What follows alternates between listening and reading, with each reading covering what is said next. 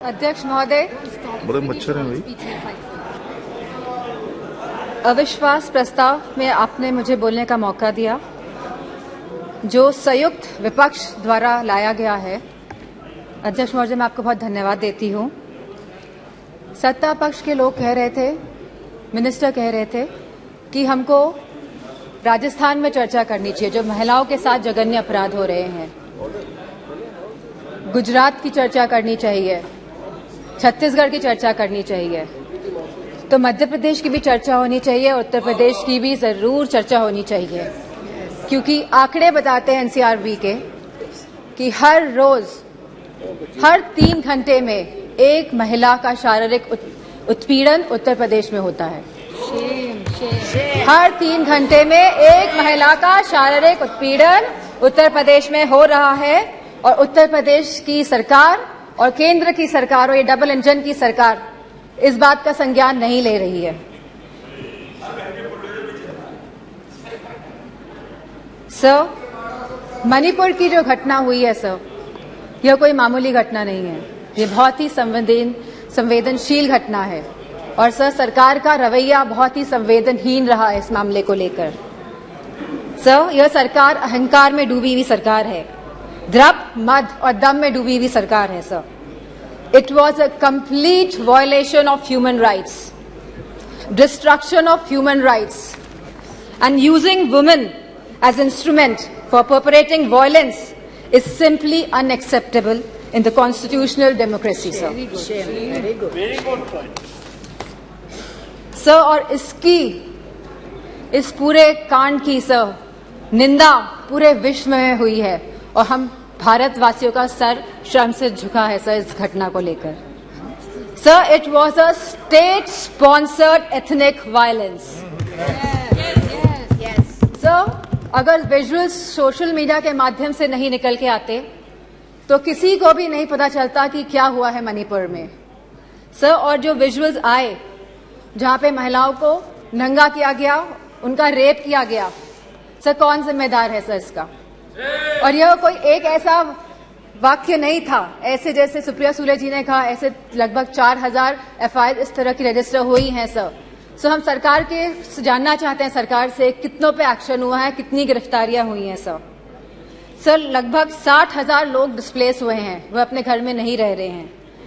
14,000 children are displace sir in this, they are not able to go to schools and sir they are more than 150 deaths. So तो ये भाजपा की नैतिक और राजनीतिक जिम्मेदारी नहीं है। So we just requested our honourable prime minister to come to the house and so that we can talk about it, so that we could just share our viewpoints with the honorable prime minister, जिससे honorable prime minister के हम सामने बात रखना चाहते थे, लेकिन honorable prime minister आज भी मौजूद नहीं है। इस चीज की हमें हमेशा कमी महसूस होगी। सर, सीएम का यह विशेष धर्म था, क्योंकि वह सीएम की कुर्सी में बैठे थे, उनका विशेष धर्म था कि वह इस वायलेंस को रोकने का काम करे। Sir, it is a bordering state, हमारी फुल आर्मी वहां पे डिप्लॉयड रहती है, असम राइफल्स वहां पे है सर, बॉर्डर सिक्योरिटी फोर्स है सर। अगर गवर्नमेंट चाहती वहां की तो विद इन 2 डेज सर यह कंट्रोल में लाया जा सकता था वायलेंस, लेकिन सरकार की इंटेंशन वाज नॉट राइट और सर आज भी सरकार डिसेप्शन मोड पे ही है। Sir, honourable prime minister said, हमेशा उन्होंने कहा है कि वासुदेव कुटुंबकम, पूरा विश्व मेरा परिवार है सर। सो क्या मणिपुर हमारा परिवार नहीं है सर? क्या हमारे देश का अंग नहीं है सर? तो यह स्टेप मदरली ट्रीटमेंट मणिपुर को क्यों दिया जा रहा है सर? सर, बीजेपी की जो नीति है सर, वो नफरत की राजनीति करते हैं सर, वो वोट की राजनीति करते हैं सर, और बीजेपी पूरी तरह से इसके लिए जिम्मेदार है sir. Sir, I would request you, sir, internal security is at risk not only in Manipur, sir, but also in Mizoram, Tripura, South Assam, sir, and Haryana, sir. As we see the elections are coming by, the deteriorating law and order condition and the sense of security is deteriorating among the people of this country, sir. So the external security of the country and the integrity of our borders is also at the risk. Sir Gaurav ji ने कहा कि क्या बात हुई प्रधानमंत्री के बीच में और चाइना के प्रधानमंत्री के बीच में। सो वी वांट कि जो चाइना के साथ अनरिजॉल्व्ड इशू है regarding the borders of the country 2 साल से सर इस पे खुले तौर पे सदन पे बात होनी चाहिए। एंड सर मौजूदा सरकार इन्फिल्ट्रेशन पे बात करती है कि माइग्रेंट्स आ गए हैं sir but the government can always work on the infiltration by controlling the borders sir. यह सरकार बॉर्डर्स को कंट्रोल क्यों नहीं कर रही है, क्यों इन्फिल्ट्रेशन होने दे रही है सर आज की तारीख में महंगाई सबसे बड़ा मुद्दा है आप जनता का सर।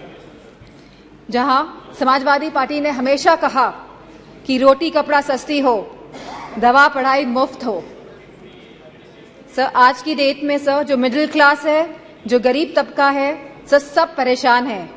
चाहे वो स्कूल की फीस हो, चाहे वो मेडिकल बिल्स हो, चाहे वो रेंट्स हो, चाहे वो हाउसिंग हो, चाहे वो लैंड प्राइसेस हो, चाहे वो पेट्रोल डीजल और केरोसिन के दाम हो, चाहे वो बिजली हो सर उत्तर प्रदेश में इलेक्ट्रिसिटी के दाम लगातार बढ़ रहे हैं और साथ में there is no increase in production और बिजली भी मुहैया नहीं करा पा रही है यह सरकार सर फार्मर्स, हमारे किसानों की जो स्थिति है आज के भारत में sir, farmers are having the worst time ever in the independent India. Sir आप 3 कानून लेके आए, काले कानून, न जाने कितने किसानों ने अपनी जान गंवाई। प्रधानमंत्री जी ने कहा था कि वो मिनिमम सपोर्ट प्राइस मुहैया कराएगी हमारे फार्मर्स को, which has not yet materialise sir artificial scarcity create की जाती है, लेकिन इसका जो मुनाफा होता है सर वो हमारे किसान भाइयों को नहीं मिल रहा है। तो ये किसान भाइयों को जो मुनाफा नहीं मिल रहा है, ये मुनाफा जाता कहाँ पे है सर इतनी महंगाई हो गई है कि सर महिलाओं को बहुत दिक्कत हो रही है। वह न्यूट्रिशन के एंगल से सर कोई थाली, जैसे कि सुप्रिया सुले जी ने कहा था कि आज की डेट में एक थाली की कीमत लगभग 500 रुपए से भी ज्यादा है सर। अगर वो चाहती है कि दाल रोटी सब्जी पनीर उसकी थाली में हो तो महिला नहीं कर पा रही हैं sir BJP is destroying the administrative and financial federalism espoused by the framers of the constitution. So they are destroying the institution right from EC, ED, CBI to others. So they are using them as tool to harass the people of the country, sir. And sir, the government of India की minister ने तो यहाँ खड़े थी वो और उन्हें सीधे थ्रेटन किया कि आपके घर भी ईडी भेज देंगे। So this is a new law in our democracy. So there has been regular unemployment in the country. So बेरोजगारी से युवा परेशान हैं आज की तारीख में। सर अग्निवीर जैसी योजनाएं जब ये सरकार लेके आती हैं जिसमें कोई क्लैरिटी नहीं है, आप हमारे नौजवानों को वर्दी तो पहनाएंगे लेकिन 4 साल बाद आप उनकी वर्दी उतारने का भी काम करेंगे। So as per the Rajya Sabha question reply, almost 1.2 Sir, please.